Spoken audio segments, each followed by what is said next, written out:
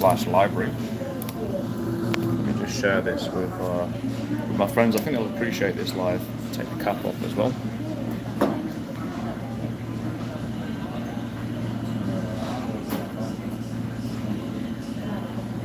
So, I'm Joseph Wingbroke. On this channel, I discuss all things cold approach, dating, relationships, sex related. Today, we're going to go into some deeper waters, talk a lot about cold approach, I suppose alpha side of things. Today I'm going to talk about the ideal male archetype in relationships. By the way, if you can hear, if you're watching this, if you can hear me okay, just let me know in the comments. There's a little bit of background music, but hopefully it's okay. So, yeah, this is what we're going to discuss today, the ideal male archetype in relationships, strength and tenderness. So part of my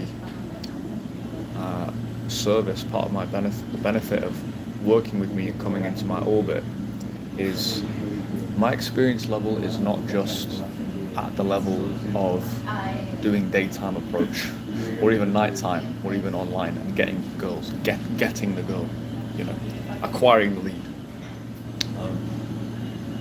There's obviously, I can do that and I can coach that and I'm highly proficient in that, but by far my own biggest value add to people, friends, colleagues, even other coaches, is the experience on the back end.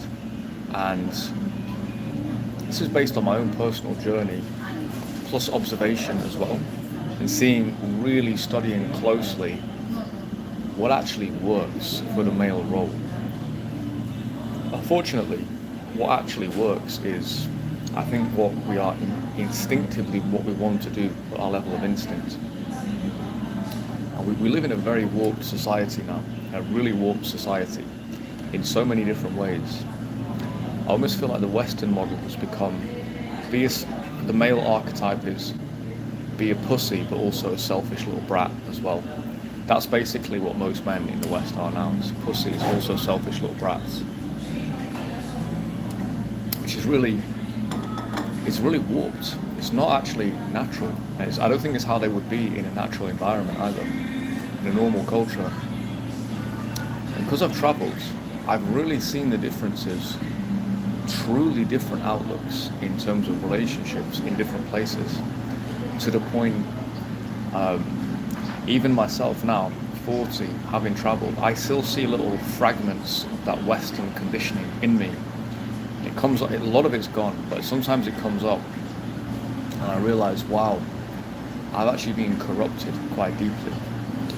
And so, yeah, we're going to discuss today the ideal male archetype. And I think this male archetype goes really deep. I think it goes back into, I can see there's a few guys watching. If you just let me know if you can hear everything okay, guys. I think it goes back into prehistory. I think it goes into evolutionary history. A lot of my thinking on attraction is connecting what I see in the real world with evolutionary psychology, and it all fits together. It's mostly experiential. It's mostly what I've seen and experienced, but it's got also grounding in some of that deeper stuff as well. So let's get into this archetype here, the strong yet tender male. So I think one of the things that guys struggle with is actually exerting strength and exerting authority. Particularly Western guys, Anglo-Americans, Europeans, Aussies, they feel that it's wrong, they feel that it's sexist, they feel that it's discriminatory, that women are our equals and that we shouldn't exert authority over them, we shouldn't be too strong, that they need to make their own decisions, blah, blah, blah. And this is all a result of training post-World War II liberalism. It doesn't really fit with the true desires of women. It doesn't really fit with the true desires of men. Because on a very deep level, women do want to be led, and they do also want a strong male figure that they can depend on. They can almost like you become more of a scaffold for them to sort of, they kind of fill in you're the lines and they're the colour. That's how I would describe it. It's not an absolute thing, but there's a big aspect of that. So this is one of the reasons I'm an advocate for daytime cold approach, because it increases a man's mental, psychological and social strength, social confidence. It's a fantastic thing for men to go out and develop, and it really does take some cojones to go and get this done, especially in the beginning. So there are other ways, obviously, that you can develop that strength. Basically anything that incorporates you stepping up to the plate, being a leader first of all over yourself, but then maybe also a leader with other people as well. Being a guide, could be running a business, could just be some of the people talk about the basic things like, being a gym bro. To me, that's absolute baseline. Like, going to the gym is just an absolute baseline. I barely factor it in. If you don't do that, it's kind of like I don't brush my teeth or something. It doesn't make any sense. So like some physical strength is important, but it's just an absolute baseline. It's really more emotional strength and leadership, a certain level of dominance as well. But obviously that comes into sexuality as well. If you look at things like 50 Shades of Grey, the Netflix series 365 Days, go check that out. These really deep female fantasies of sexual submission and male domination. This is really the basis of female sexuality and psychology. I would say in about 80% of cases, and I've literally never found a case where that wasn't true. I've never found a bill where that wasn't true, ever in my life, to be honest. Actually, it puts certain men at an unfair advantage, because if you know this, if you have this information, it puts you at a big advantage in the bedroom. And I'm in a cafe here, but the way to a woman's heart is mostly through a vagina, to put it bluntly. That's mostly how they operate. We are actually the more romantic ones. And obviously, you display up the other characteristics as well. It's mostly that. So strength, fortitude, aggression as well in the bedroom as well. Like intense aggression into her. I find the most highly sexed women, highly charged, they're the ones that want this the most. But some very strange media came out, and this is the thing, it's a bit of a side point. It does make me think about like psyops in media, where there's lots of American media which is showing very sexually aggressive women, which I just think is, of course they have that side to them a little bit, but I think it was really a psyop about egalitarianism, which I don't think is real. So that's the strength side I've just discussed there. And if you look at just things that are perceived to be generally attractive, self-confidence, self-assuredness, it's actually the most attractive thing. Physical strength, even material wealth, in a sense that shows an element of strength. But it's really that side of things. On the strength side. So guys, you need to know that. You do have to be strong, you have to step up, you have to be a bit commanding, a bit provocative, a bit naughty as well. But this is more when we're getting deeper into the relationships. But then on the other side, on the other side of that strength, there needs to be a level of tenderness on the other side of that strength. So it's like, should we say, the gentle giant, the man that could crush you. He could crush you, but he's kind. Yeah, there's a kind side. If you are just all hard as nails all the way through, from head to toe, this is not going to be good for your relationship. It might be good at first, but probably not even then, to be honest. it's actually not going to be good for your relationship. And the girl may stay if you're pretty good. Basically, if you're good in the bedroom, she may stay. But those are the relationships that are perceived to be almost, they're borderline abusive, when the guy's like literally has no tenderness at all towards the woman. In that case, I don't know why the guy would stay, to be honest with you. Yeah, it doesn't make any sense to me why you would stay with a woman you had no feelings like that for. And the balance for men is not allowing that tender side to overtake you. That should be like 20%, but it should be there. It's really important that it's there. That should be 20%, and the other 80% should be strength. If that tender side is like 60%, it's a little bit mushy. It's a little bit mushy. If it's like 80%, then you're a simp. Then you're a simp. So it's that balance. It's finding that balance. And this is on you guys. This is on you. And this is what you need as a man in the world in general.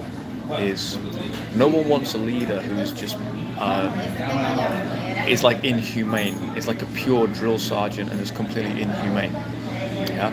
There needs, even like in the military, like the hardest guys, whatever, there's also a level of humanity to them, right?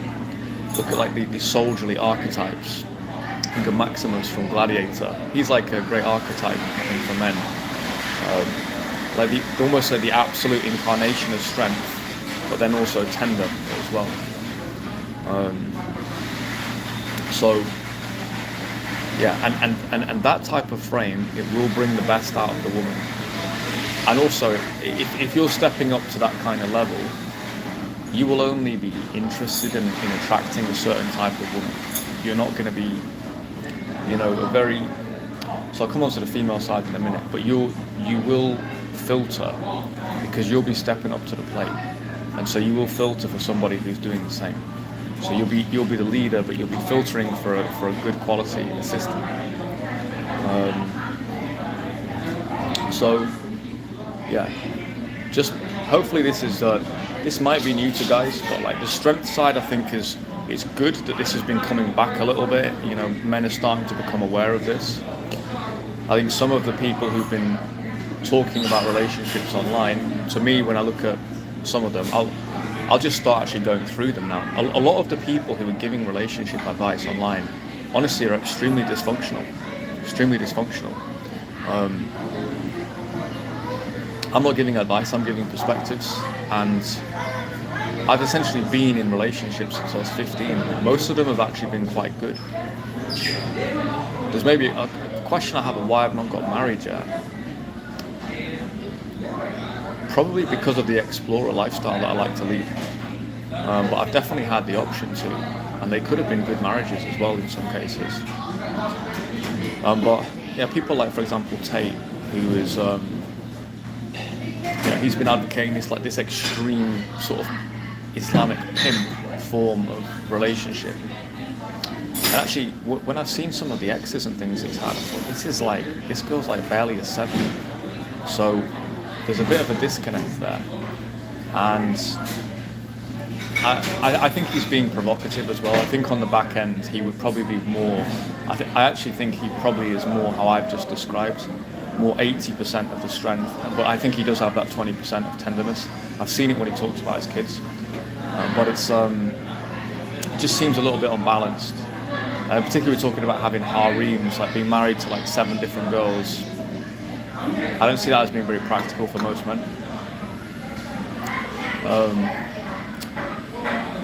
Other examples is the guy, the Dr. Ryan Taraban. He's like a big figure on YouTube, and he talks about relationships as being transactional, which I've never heard him tell a story really that I've listened to about 10 of his videos. I've never seen him in an infield.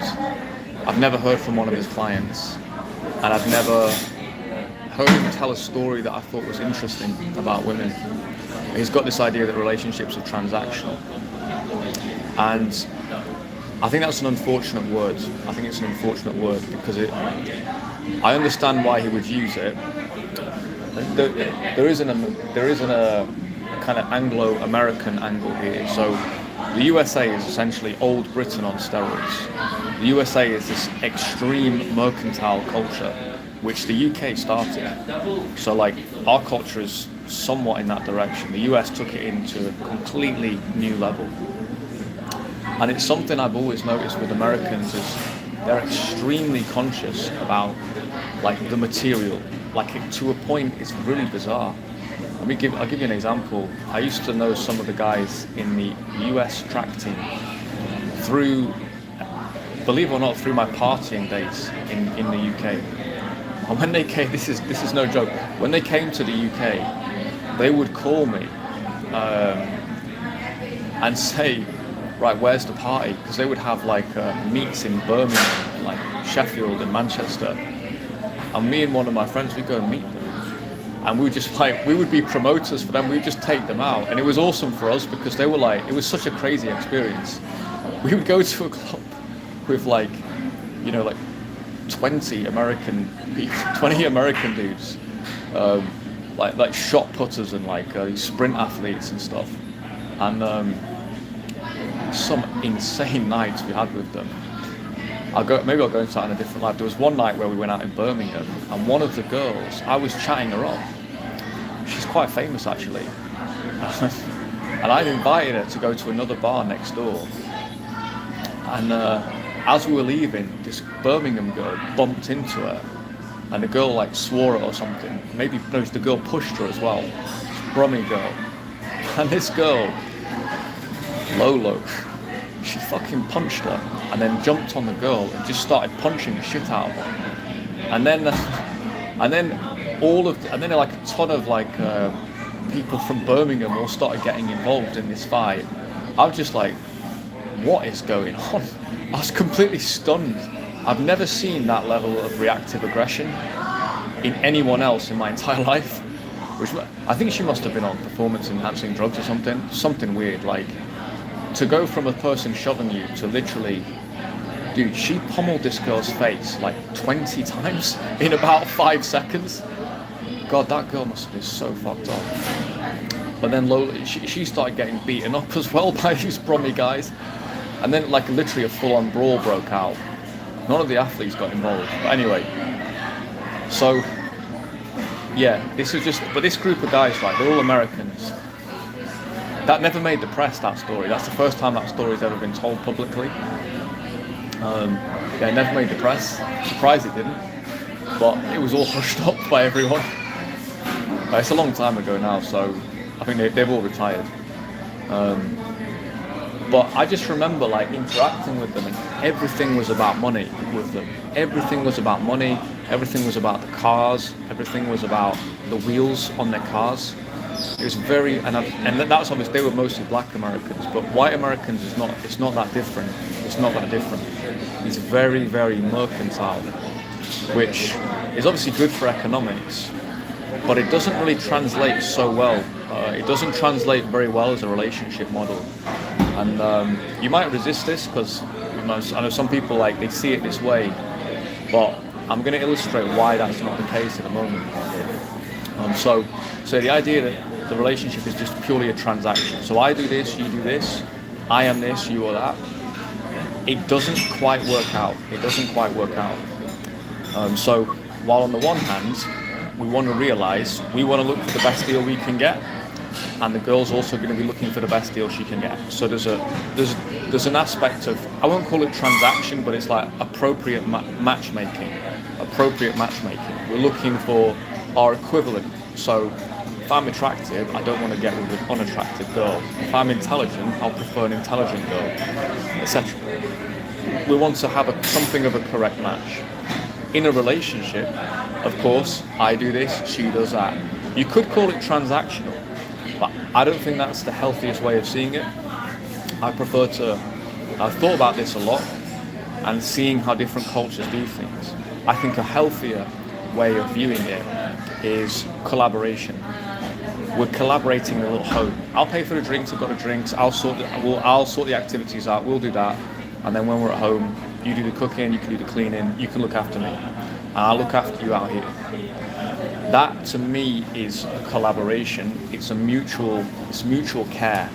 It's not a transaction. I think that word, it's got a very corporate tone to it. It's got a very commercial tone.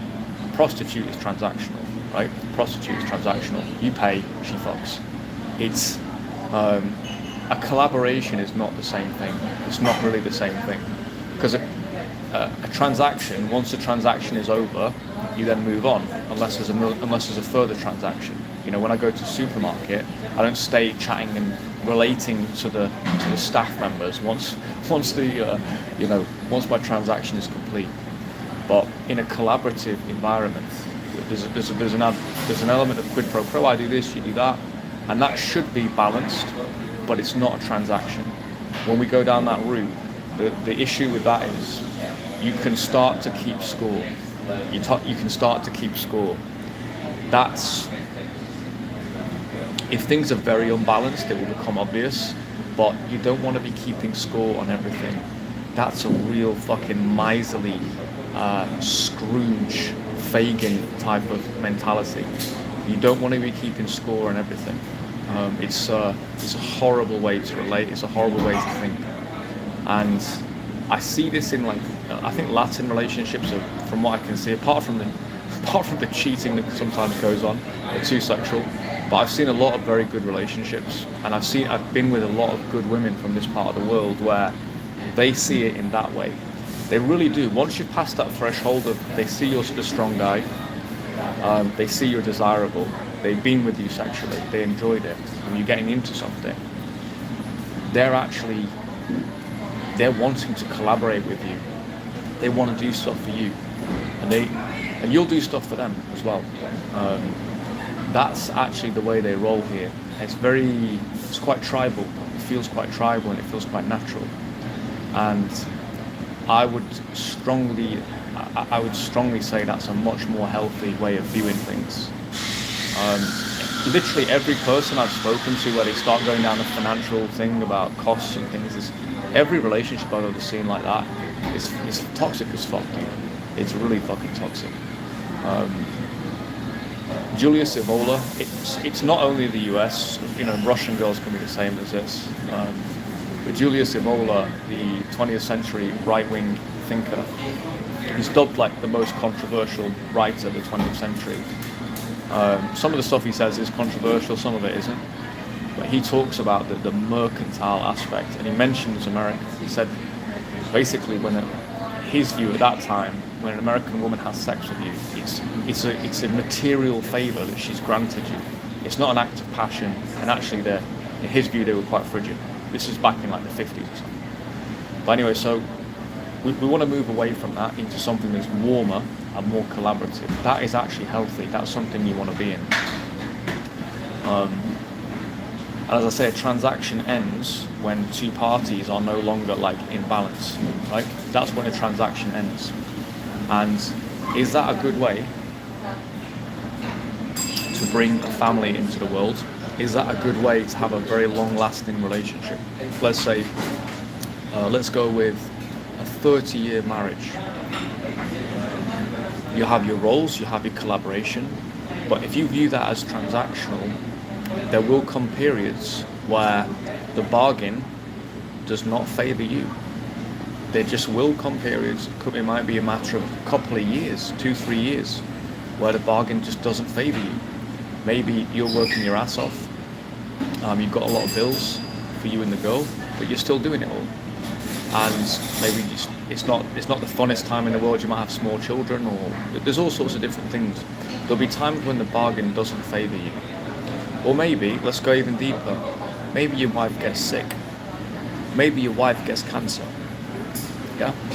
And you don't have to. And this is my point. You don't have to do anything. But you're going to tell me when your wife gets cancer, the mother of your children, you're going to tell me that, well, I'm just not getting so much out of this. I don't feel it anymore. You know, what am I getting out of this situation? You know, in this material kind of transactional manner, you're going to tell me you're going to respond like that. If that's how you would respond, you've got a problem. You've got a problem. Certainly, I don't want to work with you because you've got a serious maturity problem. That's how you would respond. I've actually seen a guy responding like that as well. Um, it's pure narcissism, dude. It's a true personality disorder.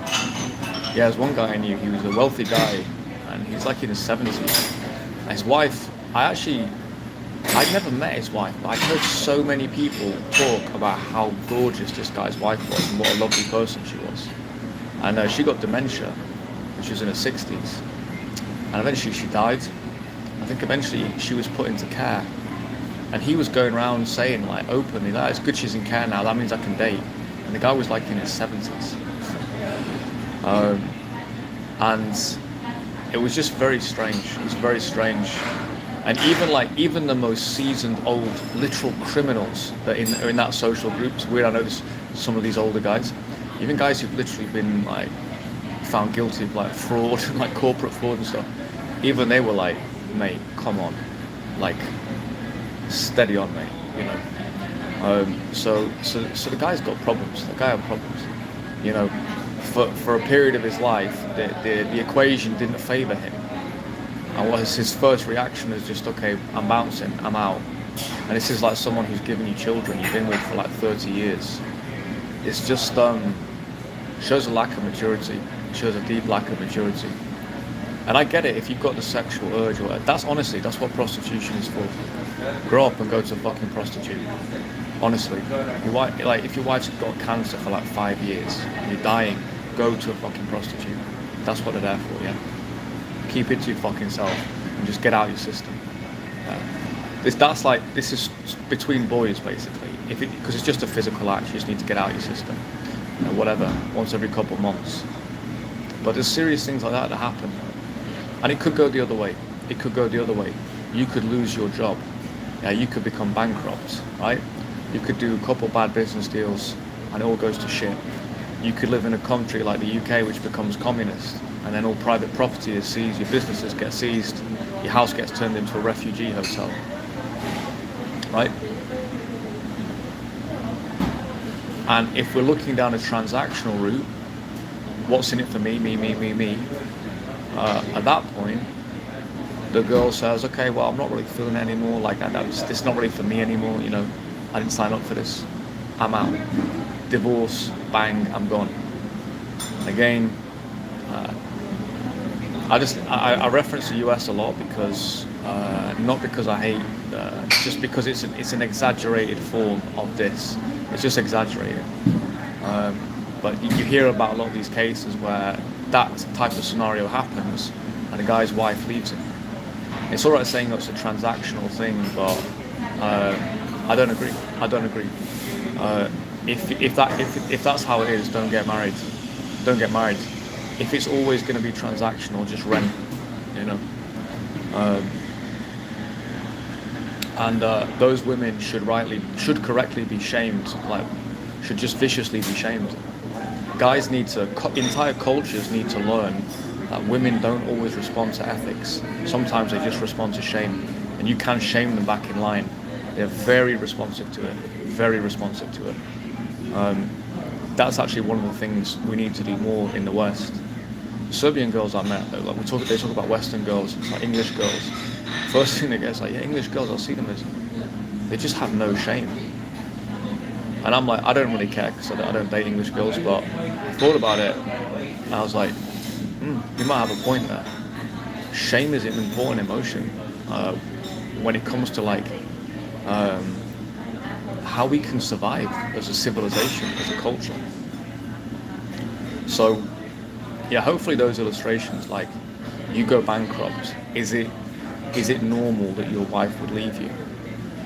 If the rest of the relationship was good, there's no reason at all. It's actually something that could potentially deepen your bond. People I know had run into issues like, child's born, there's difficult problems and things. It should really deepen the bond between man and wife. As hard as it is, probably stressful, it should deepen it. If your wife runs into a major health complication, Yeah, you're gonna fucking leave her because of that. You know. So it's not all just like I talk about the game and all this. This is front end stuff. This is fun stuff. But we're talking about the back end. We're talking about serious things for the next 20, 30 years. These are things to think about. And I think a collaborative viewpoint is much healthier. It's much healthier. Because as I say, there'll be times in any relationship where you're actually losing. You're losing in the transaction. Or you're getting taken for a ride. No, you're not, because it could just be for a genuine reason. The examples I've just given there. Your girlfriend might go through a period of 6 months where she's lost. I had this with a girlfriend, which in retrospect, I don't know if I dealt with it the best way, but she was probably lost for 3 or 4 months, like psychologically lost what step she was going to take next in life. And I was only 28 at the time, she was 21. She just finished uni. And she was like working in a bar, she started doing drugs. And I pretty much, as soon as I didn't even realise at first, I just thought she was losing, like she was just becoming lazy. And but as soon as I realised that, I was kind of like completely cut all ties with her. In retrospect, could have just sat down and had some conversation. Should have just sat down and had some conversations. You know, what's going on? You know, I'm not your therapist, but what's going on? This isn't you. You seem different. You know, shown a more mature side. So at that point, I knew a lot about the front end, the attraction, the mid-relationship. When it came to running into problems, I bounced. You know, I bounced out of that. I'm fine with that decision. You know, as you live and learn. But yeah, that might have been a period where it was more on me for a few months. I might be getting on the losing end of the bargain for a few months. But actually, that particular girl, she completely got everything on track. She's a complete credit to herself. Now, I think she's engaged now, but I still have some contact with her.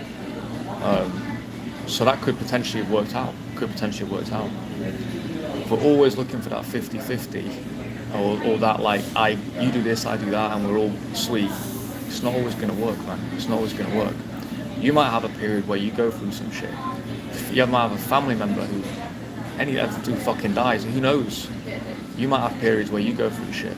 And if your girl's just thinking about herself, not thinking about you at all, then this is not the type of girl you want to be around. So collaboration, man. Collaboration is a very healthy viewpoint on it. Is there anything else here? Yeah, so just think about that. I just want to challenge a couple of these ideas about like, I want to challenge this idea of like, you know, all this hypergamy nonsense. Like, those women are truly pathological. Like, this is like American women, like the ones you see on Fresh and Fit and stuff like that. These are like OnlyFans. These are totally pathological, hollowed out human beings. Really just. They're the best reason for the American empire to actually collapse. Those exact people. If you have an empire which produces this, you have to ask the question: is it worth anything? You know, if the human capital, the human entity itself, is so corrupted of humanity, it doesn't deserve to survive. And if you look at all of our evolutionary past, if we were just transactional, we wouldn't be here as a species. If it was just transactional, we wouldn't be here as a species. We wouldn't make it. You can't make it in a group of 70 in a tribe if everything is transactional. You can't, because you've got kids. You can't be transactional with kids, for God's sakes, can it? You can't be transactional with the older ones, can it? You know, as the strong ones you lead from the front, and you get the respect, obviously, in that scenario, but it's not a pure transaction, you know. Things would collapse if that's, and actually, you can make a very good argument. The last 50 years, say the US and Western Europe, the more selfish people have become, the closer we go to collapse. You know, imagine this. I've talked about this on previous. Imagine a group of women whose main voting issue was the right to kill their own children. If you're an American guy, if that doesn't vote, if that doesn't turn you into a passport, bro, I don't know what will. Your main voting issue is the right to kill your own children. Wow. What kind of a culture could produce such an abnormal state of mind in a woman? How warped that is unbelievable. Um, yeah, and it didn't used to be like that. The old Americana did not used to be like that. Europe isn't really far behind, so it's not that far away either. Um, that's like such a pathological level of selfishness. So yeah, boys, get yourself some Latinas. Get yourself a nice Latina in your life. Even the Slavic girls, like I remember one girl I was meeting with. I was like, yeah, I can take you here, whatever. And she's like, you just let me use you like that. And I was like, yeah, well, I'll be using you as well.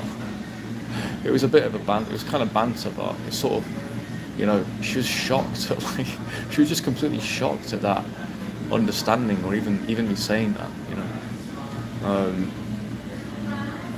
So yeah, you want to understand. Of course, we want the right match. We want someone at a good level. We want a good, quote-unquote, deal for ourselves. And there should be a balanced division of labour, a balanced division of responsibilities. But you don't want to be going down this route of you've got the receipts for every transaction, yeah. And also remember, something is truly transactional. As soon as that interaction ends, there's no more obligation. Whereas some of the most important things in life you are obligated to. You're obligated to your children. It's not a transaction. I think, this is a mature way of looking at relationships. It is. So I'll leave things there, boys. I think we're going to run out of time here in the cafe. It's been a slightly different one, a deeper one to the type of stuff I talk about most of the time. But yeah, it's important not to become too warped in this world. Realize we are tribal entities. We are creatures with a soul, with a heart. You still need to honor that in your life. Otherwise, what's the fucking point? What's the fucking point? I remember there was a girl I dated when I was 17, a Vogue model. I think I've talked about, half Guyanese, half French. Actually, when I look back at that girl, I'm like, she's one of the most hollow people I've ever encountered. Completely hollow, nothing there at all. I'd probably walk down the street with her back in the day. People think she was so beautiful, but nothing there, dude. Nothing. So yeah, I'm glad she's with the older Arab rich guy, not me, because I would definitely tired of that. So yeah, boys, we'll leave things there. Josefsky, I'm gonna head to the gym now. Take it easy. We'll be coming back in tomorrow with a Christmas Eve live. See you in the next one, guys.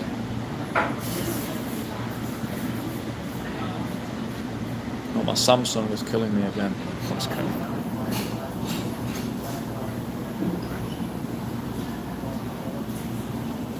Maybe Tyson Fury here again.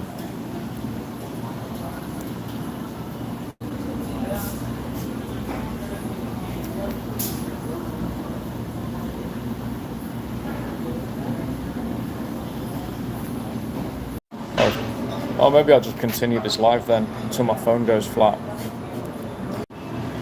What the fuck is going on?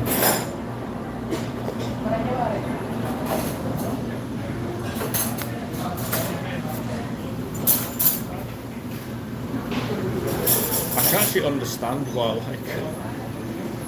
this stream with Tyson Fury and Geordie Shore, True Geordie, famous stream where Tyson's trying to get off the phone and he can't put the phone down. Yeah, I bet you had Samsung. What is going on? Right, I'm just gonna have to pause it until my phone goes.